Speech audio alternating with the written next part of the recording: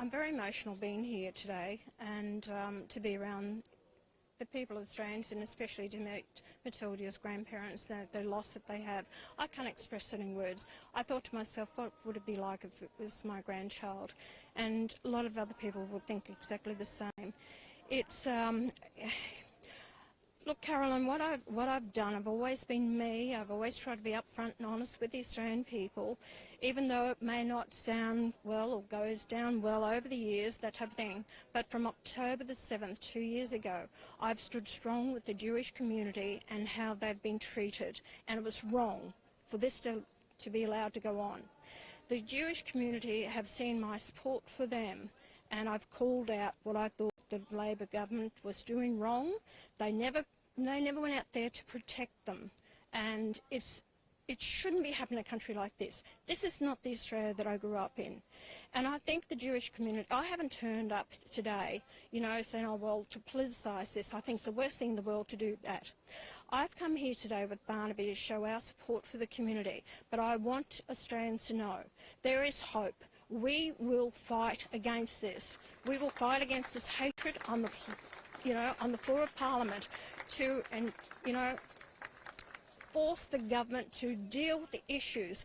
For Albanese to come out, he can't even use the word that this is an Islamic terrorist attack. He can't even use the words. He's now deflecting to it's the guns issue, and so is Minns. It's not about the guns. It's a person behind the guns.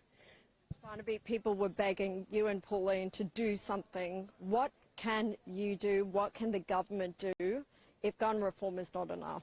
Well, you have to change the whole culture of government.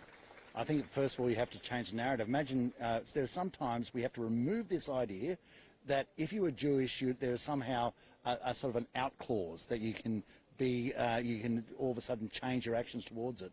Let's look at this. If we heard that there had been a massacre at Brighton Les Sands against Greek people, or in Leichhardt against Italian people, or out in the country against Aboriginal people, it's the same.